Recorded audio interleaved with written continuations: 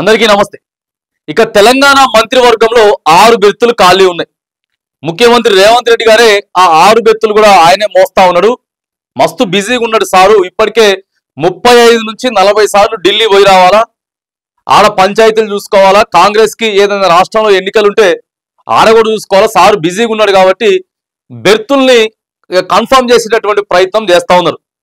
కొత్తగా ఉగాది పండుగ రాబోతా ఉన్నది। కొత్త సంవత్సరం సందర్భంగా ఉగాదిలోపు చేయాలని చెప్పి రహస్యమైనటువంటి మీటింగు తెలంగాణలో మంత్రులు ఎవరెవరికి ఇవ్వాలనేది ఢిల్లీలో మీటింగ్ జరిగిందట।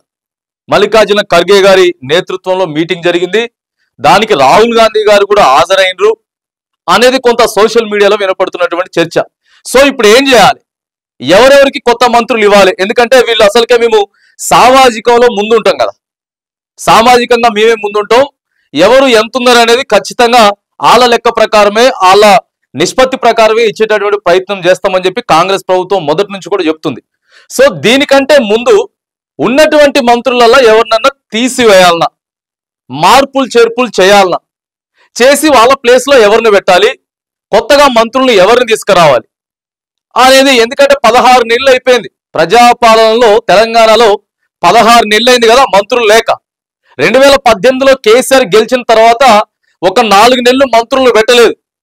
అప్పుడు కేవలం హోంమంత్రి మహమూద్ అలీ, తర్వాత ముఖ్యమంత్రి కేసీఆర్, వీళ్ళిద్దరే ఉన్నారు కానీ మంత్రులు లేకపోయేసరికి ఇదే ఇప్పుడు అధికారంలో ఉన్నటువంటి కాంగ్రెస్ పార్టీ కేసీఆర్ కి పాలన చేయటం చేత కావట్లేదు। మంత్రులను కూడా కనీసం మంత్రివర్గం కూడా పూర్తి చేయలేనటువంటి అసమర్థత కేసీఆర్ దగ్గర ఉంది అని చెప్పి అప్పుడు వేలెత్తి చూపినరు। ఇవాళ 16 నెలలు అయింది, మరి వీళ్ళెందుకు మంత్రుల్ని ఇంతవరకు 6 బెర్తుల్ని ఖాళీ పెట్టిరో తెలియదు। సో ప్రధానంగా ఇప్పుడు నిజామాబాద్ కానీ, రంగారెడ్డి కానీ, హైదరాబాద్ కానీ, వరంగల్ కానీ ఇట్లా కొన్ని కీలకమైనటువంటి జిల్లాలలో మంత్రులను కేటాయించాల। ఖమ్మంలో 3 మంత్రులను పెట్టిండ్రు, తర్వాత నల్గొండలో ఒక 2 పెట్టిండ్రు। సో అట్లా రెడ్డిలకే ఎక్కువ ప్రాధాన్యత దొరుకుతా ఉంది కాంగ్రెస్ లో।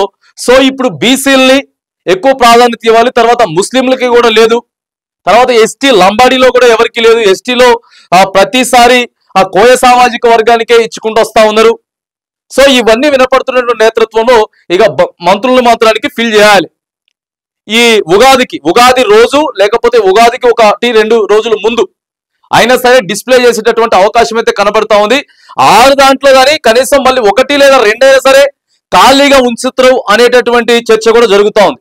ఎందుకంటే ఖాళీగా ఉంచితే మరి మిగతా వాళ్ళు కూడా మాకు దొరికిద్దేమో। సో ఇప్పటికే సోషల్ మీడియాలో ఏం జరుగుతా ఉంది, వివేక్ వెంకటస్వామి పార్టీ మారబోతా ఉన్నాడు।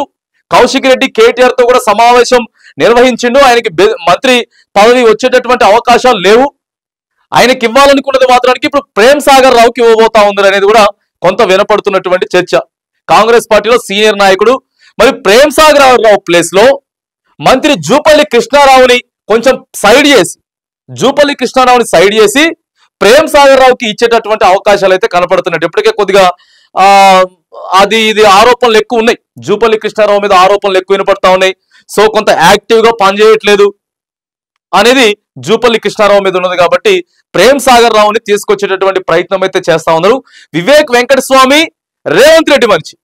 సో ప్రేమ్ సాగర్ రావు మాత్రానికి మొదటి నుంచి కూడా కాంగ్రెస్ పార్టీలో ఉన్నటువంటి వ్యక్తి కాబట్టి ఆయనకే ఇవ్వాలని చెప్పి మరి ప్రధానంగా చర్చ అయితే జరుగుతూ ఉంది। తర్వాత ముస్లిం నుంచి కూడా ఎవరికి ఇవ్వాలి, నిజామాబాద్ నుంచి ఆడనేమో నల్గొండ నుంచి రాజగోపాల్ రెడ్డి నాకు ఖచ్చితంగా మంత్రి పదవి రావాల్సిందే అని చెప్పి ఆయన టెస్టేసి కూర్చున్నాడు। ఆయనకు వస్తే మాత్రానికి కుదరదు, ఒకవేళ ఆయనకి ఇవ్వాలనుకుంటే మాత్రానికి మా భార్యకే ఇవ్వాలని చెప్పి పౌర సరఫరాల శాఖ మంత్రి ఉత్తమ్ కుమార్ రెడ్డి గారు సో అక్కడ ప్రయత్నం చేస్తా ఉన్నాడు। సడన్ గా మరి కాంగ్రెస్ పార్టీలో ఎమ్మెల్సీగా తీసుకొచ్చారు విజయశాంతికి ఇప్పుడు డైరెక్ట్ గా హోంమంత్రి ఇచ్చేయబోతా ఉన్నారు రాములక్కకి అనేది అదొక చర్చ కూడా వినపడుతున్నటువంటి నేపథ్యంలో మరి కొండ సురేఖ, బీసీ సామాజిక వర్గానికి చెందినటువంటి కొండ సురేఖ మీద కూడా అనేకమైనటువంటి ఆరోపణలు ఉన్నాయి। సో ఇప్పుడు కొండ సురేఖని తీస్తారా లేకపోతే అట్లే ఉంచుతారా అంటే తీసే అవకాశాలు కొద్దిగా తక్కువనే ఉన్నాయి, ఎందుకంటే ఆమె బీసీ మహిళా మంత్రి కాబట్టి। సో కొంత అప్పుడు కొన్ని ఎలిగేషన్స్ వచ్చినాయి కొండ సురేఖ మీద, కొంతమందిని కావాలని చెప్పి ఉద్దేశపూర్వకంగా మాట్లాడింది, ఆ తర్వాత వెళ్ళి డైరెక్ట్ గా పోలీస్ అధికారి చైర్లోనే కూర్చున్నది, కొండ సురేఖని మంత్రి బెర్త్ నుంచి తప్పించాలి, ఆమెకు తప్పించి ఇప్పుడు విజయశాంతికి హోమ్ మినిస్ట్రీ ఇవ్వాలి, ఆమె కూడా బీసీ మహిళే కదా।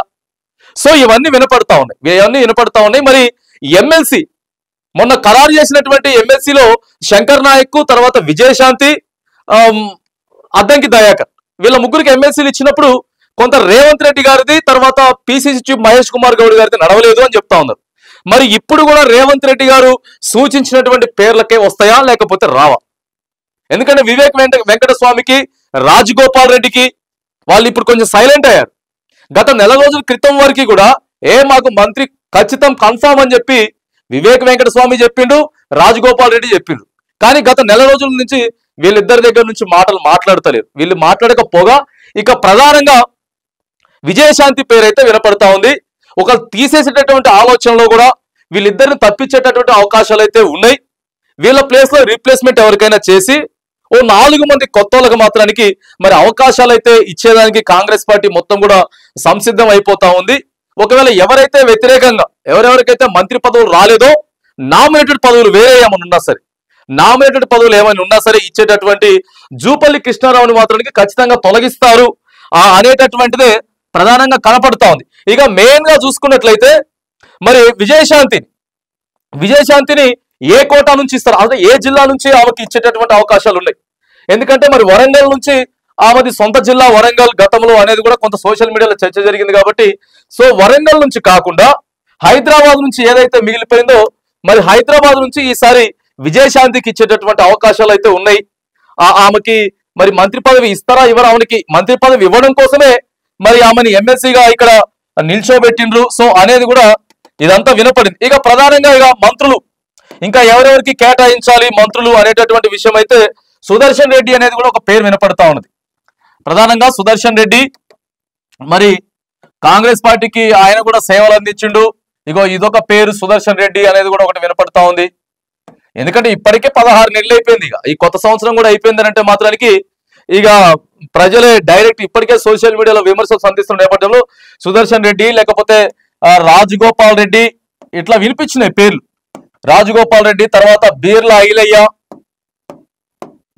ఐలయ్య, తర్వాత పద్మారెడ్డి అంటే మన ఉత్తమ్ కుమార్ రెడ్డి గారు మిసెస్. సో ఇట్లా వీళ్ళకు కూడా ఇవ్వాల్సినటువంటి పరిస్థితి. ఏదేమైనా కానీ ఇప్పటికీ రెడ్డి సామాజిక వర్గానికి చెందిన మంత్రులు ఒక 4 ఉన్నారు. ఆ తర్వాత ఎస్సీకి ఒక 2 ఉన్నారు. తర్వాత వచ్చేసి ఎస్టీకి 1 ఉన్నారు. ఆ తర్వాత బీసీలు కూడా ఒక 2 ఉన్నారు. సో వీళ్ళని నేపథ్యంలో ఉంచుకొని బీసీ సామాజిక వర్గానికి మళ్ళొకటి ఇచ్చేటటువంటి అవకాశాలు కూడా కనపడతా ఉన్నాయి. బీసీ సామాజిక వర్గానికి మళ్ళీ 1 లేదా 1 ఇస్తారు. తర్వాత మైనారిటీలకు 1 ఇస్తారు. తర్వాత జనరల్ కూడా 1 ఇస్తారు. ఎస్సీకి మాత్రానికి ఇక ఇవ్వరు అనేటటువంటి సమాచారమే వినపడతా ఉంది. ఎస్సీకి ఇప్పటికే 2 మంత్రులు ఉన్నారు కాబట్టి, లేకపోతే ఎస్సీ మాదిగ సామాజిక వర్గానికి 2 మాల సామాజిక వర్గానికి చెందినటువంటి నాయకులే ఉన్నారు కాబట్టి మాదిగ సామాజిక వర్గానికి చెందినటువంటి ఎస్సీకి ఒకరికి ఇచ్చే అవకాశాలు కూడా ఉండొచ్చు. మరి ఇప్పటివరకు లంబాడీ సామాజిక వర్గానికి ఇస్తారా ఇవ్వరా అనే దాని మీద కూడా కొంత చర్చ అయితే జరుగుతా ఉంది. ఎవరిని తీసేయాలి ఎవరిని పెట్టాలి అనే దానికి సో మీటింగ్ కి మళ్ళీ ముఖ్యమంత్రి రేవంత్ రెడ్డి గారు, తర్వాత పిసిసి చీఫ్ మహేష్ కుమార్ గౌడ్ గారు ఇద్దరు మాత్రానికి సో ఈ 2 రోజుల నుంచి కొంత ఢిల్లీలో అయితే ఆ సమావేశం అయితే జరుగుతా ఉంది. మరి కొత్త మంత్రులను ఎవరిని ఫిల్ చేస్తారు, మరి ఏ రకంగా సామాజిక న్యాయం పాటిస్తాం అని చెప్పి మరి కాంగ్రెస్ మొదటి నుంచి కూడా చెప్తా ఉంది. కాబట్టి మరి ఎలాంటి సామాజిక వర్గాన్ని తీసుకొచ్చేటటువంటి అవకాశాలు అయితే ఉన్నాయి. ఇక మంచిర్యాల ఎమ్మెల్యే ప్రేమ్ సాగర్ రావుకు మాత్రానికి ఖచ్చితంగా వచ్చేటటువంటి అవకాశం అయితే ఉందని చెప్తా ఉన్నారు. మరి ముస్లింలో కూడా, ఎందుకంటే షబ్బీర్ అలీ పేరు ఫస్ట్ ఎమ్మెల్సీ ఇస్తారు, తర్వాత మంత్రి ఇస్తారు అన్నారు. అది కొంత వినపడింది చర్చ కాబట్టి మరి ఆయనకి ఎమ్మెల్సీ ఇవ్వలేదు, షబ్బీర్ అలీకి ఎమ్మెల్సీ ఇవ్వలేదు కాబట్టి మరి అదే మైనారిటీ నుంచి ఇంకా వేరే వారికి కూడా మంత్రి బెర్తులు ఖరారు చేయబోతా ఉన్నారు.